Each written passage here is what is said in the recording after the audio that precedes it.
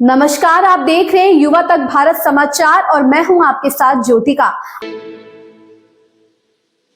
मेरे प्यारे देशवासियों, नमस्कार।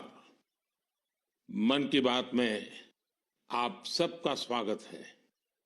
इन दिनों चैंपियंस ट्रॉफी चल रही है और हर तरफ क्रिकेट का माहौल है। क्रिकेट में सेंचुरी का रोमांच क्या होता है, ये तो हम सब भली भांति जानते हैं।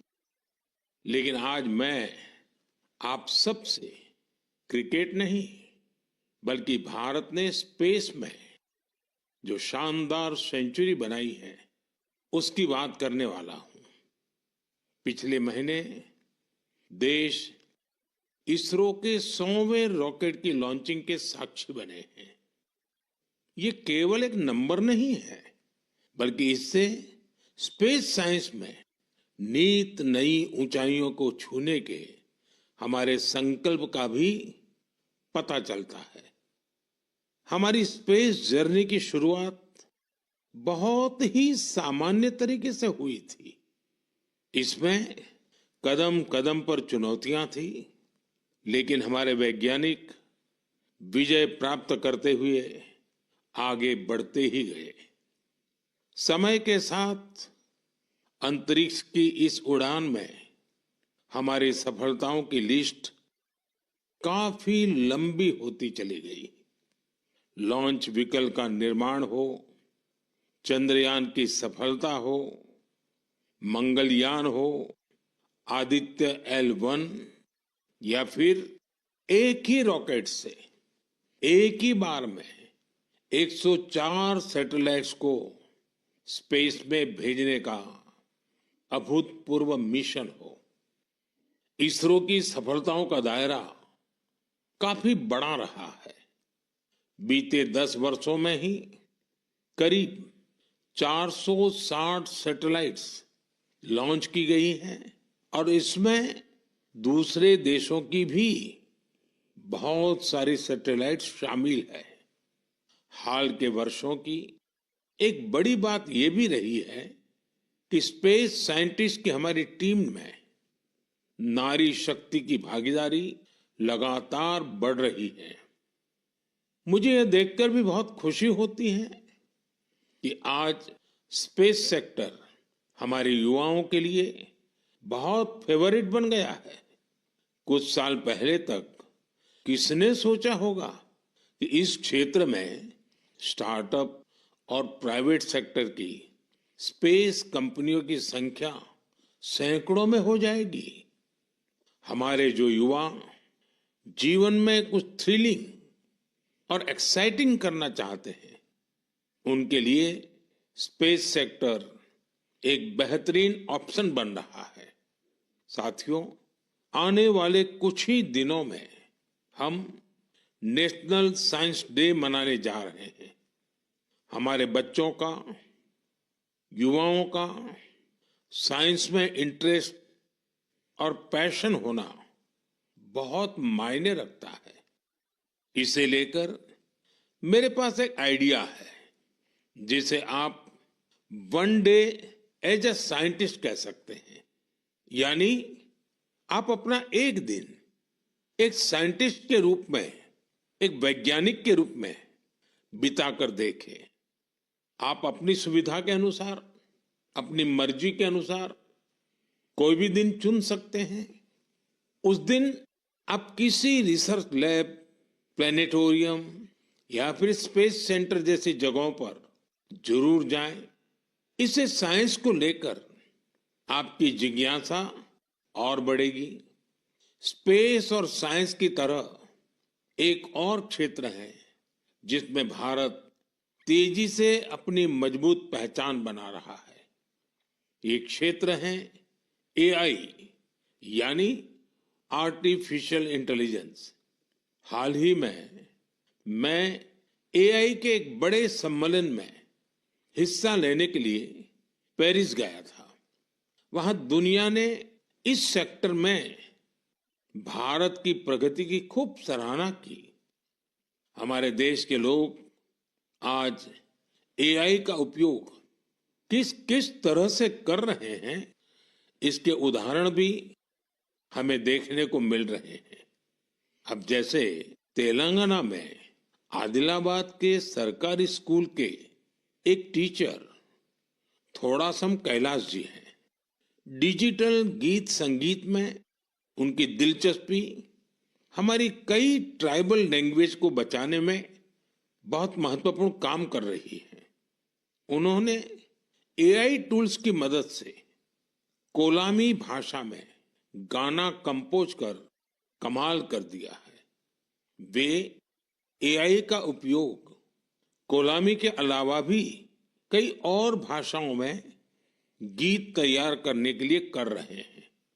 सोशल मीडिया पर उनके ट्रैक हमारे आदिवासी भाई बहनों को खूब पसंद आ रहे हैं।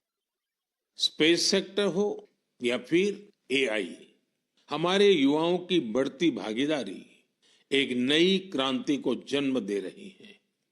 नई नई टेक्नोलॉजी को अपनाने और आजमाने में भारत के लोग किसी से पीछे नहीं हैं।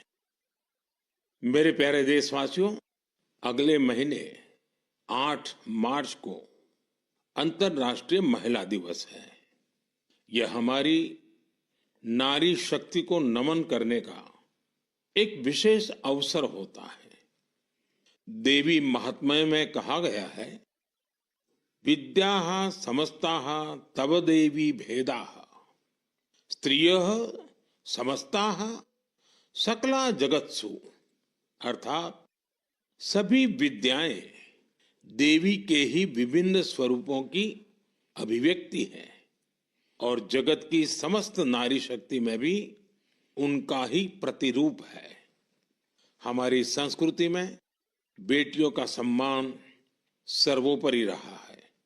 देश की मातृशक्ति ने हमारे स्वतंत्रता संग्राम और संविधान के निर्माण में भी बड़ी भूमिका निभाई है। संविधान सभा में हमारा राष्ट्रीय ध्वज प्रस्तुत करते हुए हंसा मेहता जी ने जो कहा था, मैं उन्हीं की आवाज में आप सबके साथ शेयर कर रहा हूं।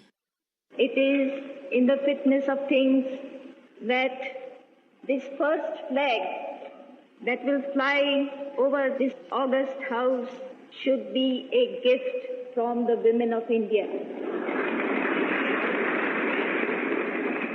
We have donned the saffron color. We have fought, suffered and sacrificed in the cause of our country's freedom. We have today attained our goals.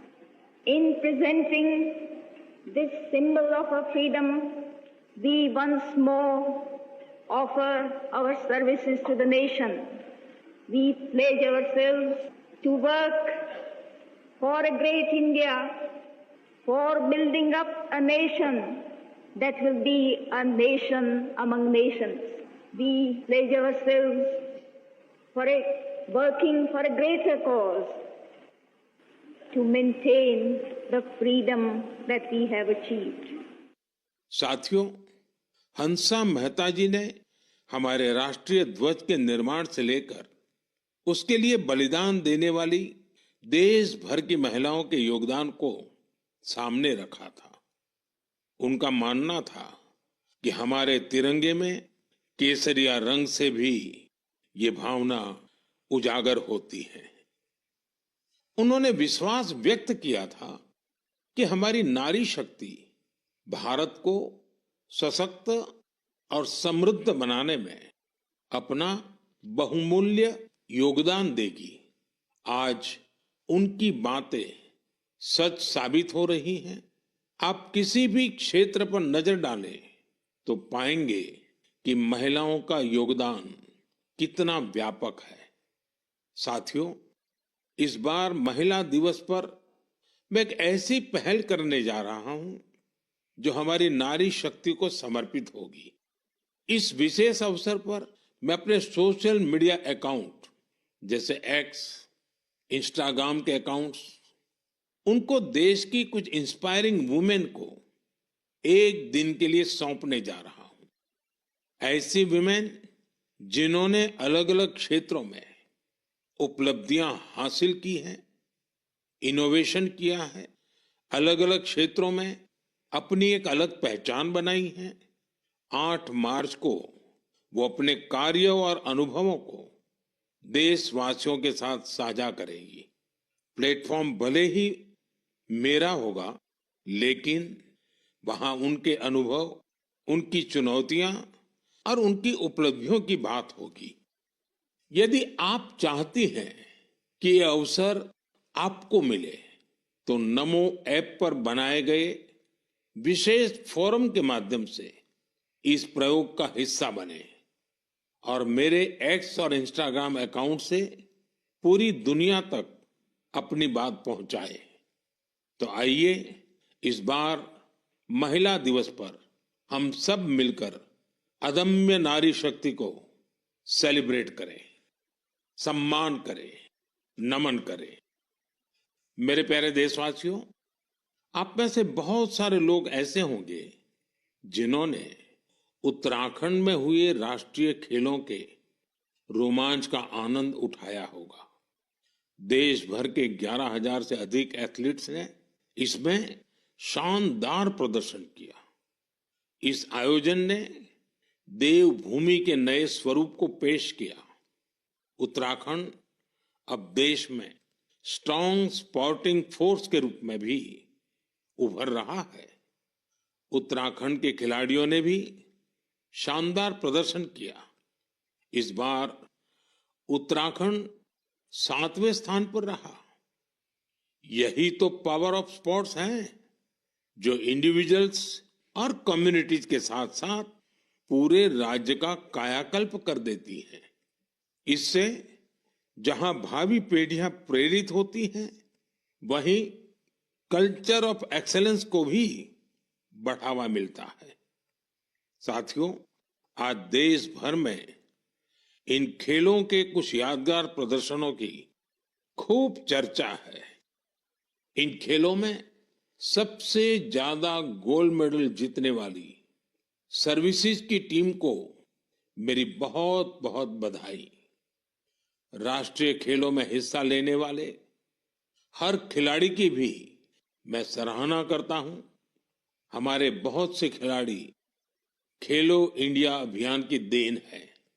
Himachal Pradesh के सावन बरवाल, महाराष्ट्र के किरण मात्रे, तेजस सिरसे या आंध्र प्रदेश की ज्योति याराजी, सब ने देश को नई उम्मीदें दी हैं। उत्तर प्रदेश के जेवलिन थ्रोअर सचिन यादव और हरियाणा की हाई जंपर पूजा और कर्नाटका की स्विमर धिनिधि दे सिंधु ने देशवासियों का दिल जीता।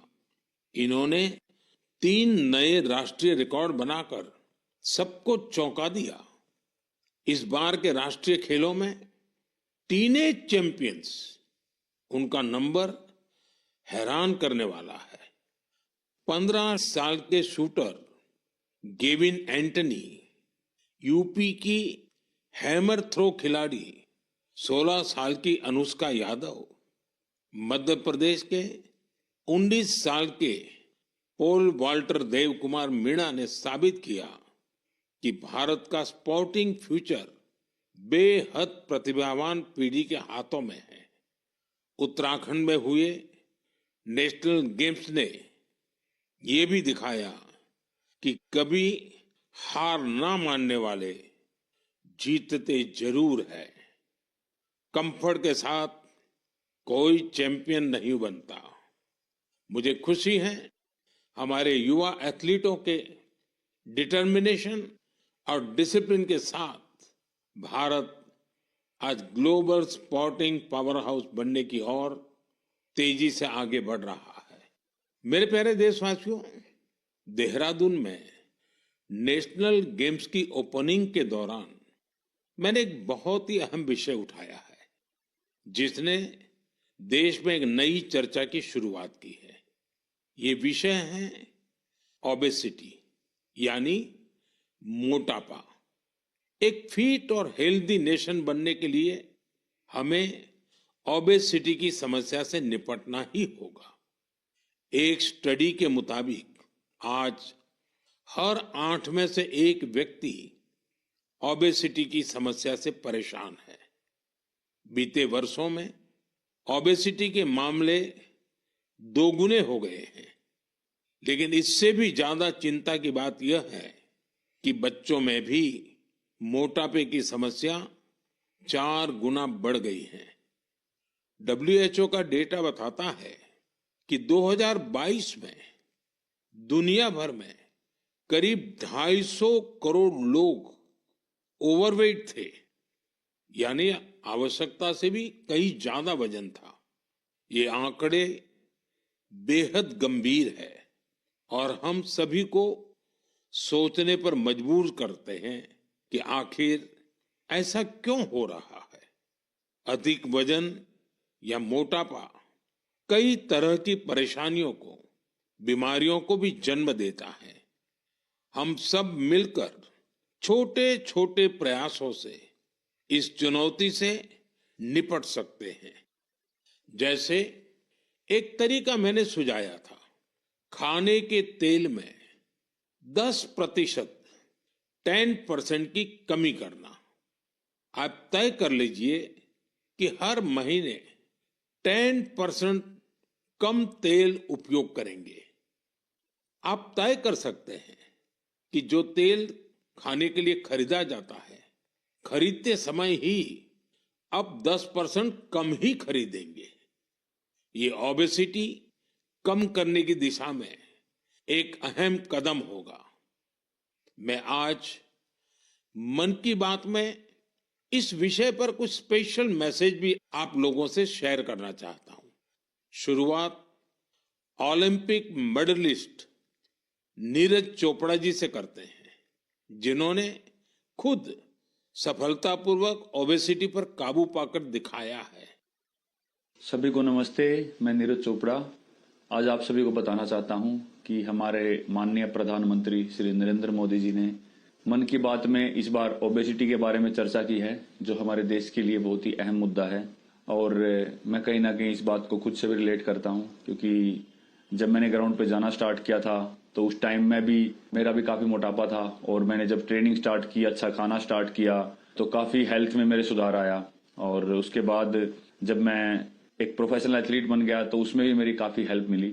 और साथ में बताना चाहूंगा कि जो पेरेंट्स हैं वो खुद भी आउटडोर स्पोर्ट कोई ना कोई खेलने अपने बच्चों को भी लेके जाएं और एक अच्छा हेल्दी लाइफस्टाइल बनाएं, अच्छा खाएं और अपने शरीर को 1 घंटा या जितना भी टाइम आप दे सकते हैं दिन में वो दें एक्सरसाइज के लिए। और मैं एक बात और ऐड करना चाहूंगा, अभी हाल ही में हमारे प्रधानमंत्री जी ने बोला था कि जो खाने में यूज होने वाला ऑयल है उसको 10% तक कम करें, क्योंकि कई बार हम काफी तली हुई चीजें, ऐसी चीजें खा लेते हैं जिससे ओबेसिटी पे काफी इम्पैक्ट पड़ता है। तो मैं सभी को कहना चाहूंगा कि इन चीजों से बचें और अपनी हेल्थ का ध्यान रखें। बस यही आपसे मैं गुजारिश करता हूं और साथ उठ के हम अपने देश को ऊपर उठाएंगे। धन्यवाद। नीरज जी, आपका बहुत बहुत आभार। जानी मानी एथलीट निखत जरीन जी ने भी इस विषय पर अपनी बात रखी है। हाय, मेरा नाम निखत जरीन है और मैं 2 टाइम्स वर्ल्ड बॉक्सिंग चैंपियन हूँ।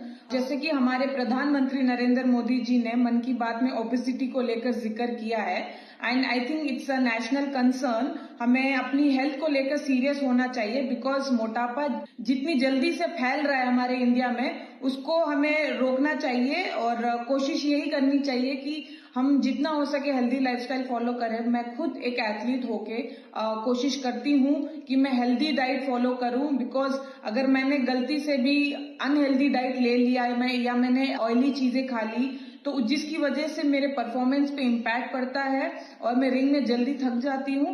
एंड मैं कोशिश यही करती हूँ कि मैं जितना हो सके एडिबल ऑयल जैसी चीजों को मैं कम इस्तेमाल करूँ और उसकी जगह हेल्दी डाइट फॉलो करूँ और डेली फिजिकल एक्टिविटी करूँ, जिसकी वजह से मैं हमेशा फिट रहती हूँ।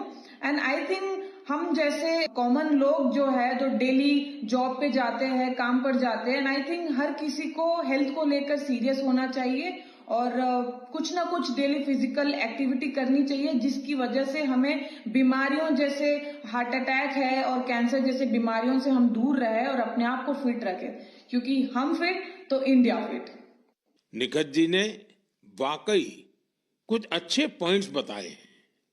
आइए अब सुनते हैं डॉक्टर देवी शेट्टी जी का क्या कहना है। आप सभी जानते हैं वे एक बहुत ही सम्मानित डॉक्टर हैं जो इस विषय पर निरंतर काम कर रहे हैं। I would like to thank our Honorable Prime Minister for creating an awareness about obesity in his most popular Man Ki Baat program. Obesity today is not a cosmetic problem. It is a very serious medical problem. Majority of the youngsters in India today are obese. The main cause of obesity today is poor quality of food intake, especially excess intake of carbohydrates, that is rice, chapati and sugar, and of course, large consumption of oil. Obesity leads to major medical problems like heart disease, high blood pressure, fatty liver, and many other complications. So my advice to all the youngsters, start exercising, control your diet, and be very, very active and watch your weight. Once again, I would like to wish all of you very, very happy, healthy future. Good luck and God bless. साथियों, खाने में तेल का कम उपयोग और obesity से निपटना यह केवल पर्सनल चॉइस नहीं है, बल्कि परिवार के प्रति हमारी जिम्मेदारी भी है। खान पान में तेल का अधिक इस्तेमाल हार्ट डिसीज, डायबिटीज और हाइपरटेंशन जैसी ढेर सारी बीमारियों की वजह बन सकता है। अपने खान पान में छोटे छोटे बदलाव करके हम हमारे फ्यूचर को स्ट्रॉन्गर, फिटर और डिसीज फ्री बना सकते हैं। इसलिए हमें बिना देर किए इस दिशा में प्रयास बढ़ाने होंगे। इसे अपने जीवन में उतारना होगा। हम सब मिलकर इसे खेल खेल में बहुत प्रभावी रूप से कर सकते हैं। जैसे मैं आज मन की बात के इस एपिसोड के बाद 10 लोगों को आग्रह करूंगा, चैलेंज करूंगा कि क्या वो अपने खाने में ऑयल को 10% कम कर सकते हैं, और साथ ही उनसे ये आग्रह भी करूंगा कि वो आगे नए 10 लोगों को ऐसा ही चैलेंज दे।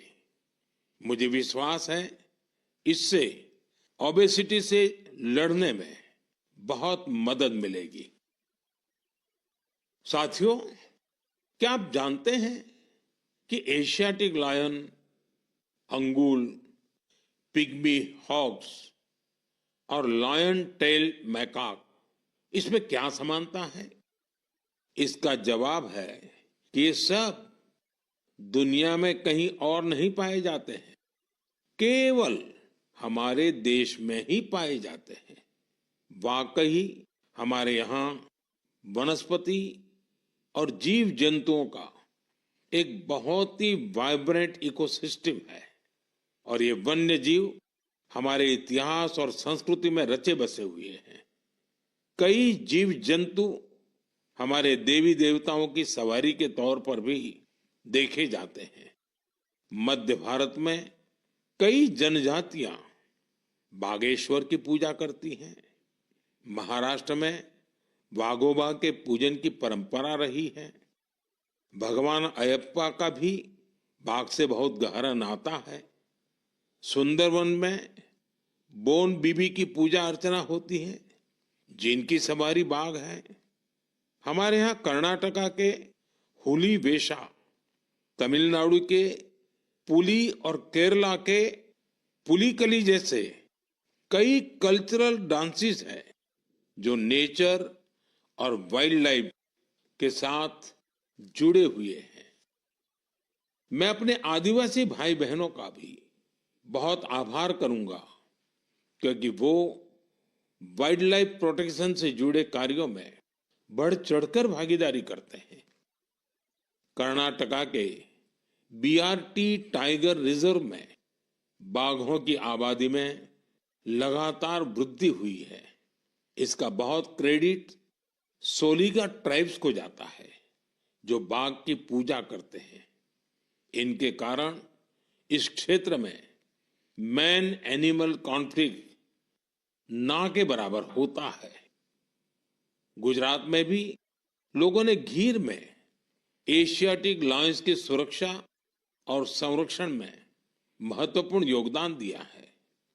उन्होंने दुनिया को दिखा दिया है कि प्रकृति के साथ को एग्जिस्टेंस आखिर क्या होता है। साथियों, इन प्रयासों के कारण ही पिछले कई वर्षों में बाघ, तेंदुए, एशियाटिक लायंस, राइनो और बारहसिंगा की आबादी तेजी से बढ़ी है और भारत में वन्य जीवों की डाइवर्सिटी कितनी खूबसूरत है ये भी गौर करने लायक है। एशियाटिक लायंस देश के पश्चिमी हिस्से में पाए जाते हैं जबकि टाइगर का क्षेत्र है पूर्वी, मध्य और दक्षिण भारत। वहीं राइनो पूर्वोत्तर में मिलते हैं। भारत का हर हिस्सा न केवल प्रकृति के लिए संवेदनशील है बल्कि वाइल्ड लाइफ प्रोटेक्शन के लिए भी प्रतिबद्ध है। मुझे अनुराधा राव जी के बारे में बताया गया है जिनकी कई पीढ़ियों का नाता अंडमान निकोबार आइलैंड से रहा है। अनुराधा जी ने कम उम्र में ही एनिमल वेलफेयर के लिए खुद को समर्पित कर दिया था। 3 दशकों से उन्होंने हिरण और मोर की रक्षा को अपना मिशन बनाया। यहाँ के लोग तो उन्हें डियर वुमेन के नाम से बुलाते हैं। अगले महीने की शुरुआत में हम वर्ल्ड वाइल्ड लाइफ डे मनाएंगे। मेरा आग्रह है कि आप वाइल्ड लाइफ प्रोटेक्शन से जुड़े लोगों का हौसला जरूर बढ़ाएं। यह मेरे लिए बहुत संतोष की बात है। इस क्षेत्र में अब कई स्टार्टअप भी उभर कर सामने आए हैं। साथियों, यह बोर्ड एग्जाम का सीजन है। मैं अपने युवा साथियों यानी एग्जाम वॉरियर्स को उनकी परीक्षाओं के लिए बहुत बहुत शुभकामनाएं देता हूं। आप बिना कोई स्ट्रेस लिए पूरी पॉजिटिव स्पिरिट के साथ अपने पेपर दीजिए। हर वर्ष परीक्षा पे चर्चा में हम अपने एग्जाम वॉरियर से परीक्षाओं से जुड़े अलग अलग विषयों पर बात करते हैं। मुझे खुशी है कि अब ये कार्यक्रम एक संस्थागत रूप लेता जा रहा है, इंस्टीट्यूशनलाइज हो रहा है। इसमें नए नए एक्सपर्ट्स भी जुड़ते चले जा रहे हैं। इस साल हमने एक नए फॉर्मेट में परीक्षा पे चर्चा करने का प्रयास किया। एक्सपर्ट्स के साथ 8 अलग अलग एपिसोड भी शामिल किए गए। हमने ओवरऑल एग्जाम से लेकर हेल्थ केयर और मेंटल हेल्थ के साथ खान पान जैसे विषयों को भी कवर किया। वहीं पिछले टॉपर्स ने भी अपने विचार और अनुभव सभी के साथ शेयर किए। बहुत से युवाओं, उनके पेरेंट्स और टीचर्स ने इस बारे में मुझे पत्र लिखे हैं। उन्होंने बताया है कि ये फॉर्मेट उन्हें बहुत ही अच्छा लगा है क्योंकि इसमें हर विषय पर विस्तार से चर्चा की गई। इंस्टाग्राम पर भी हमारे युवा साथियों ने इन एपिसोड को बड़ी संख्या में देखा है। आप में से बहुत सारे लोगों को इस कार्यक्रम का आयोजन दिल्ली की सुंदर नर्सरी में किया जाना यह भी बहुत पसंद आया। हमारे जो युवा साथी परीक्षा पे चर्चा के इन एपिसोड को अब तक नहीं देख पाए हैं वे इन्हें जरूर देखें। ये सारे एपिसोड नमो ऐप पर रखे हुए हैं। एक बार फिर अपने एग्जाम वॉरियर्स को मेरा यही मैसेज है, बी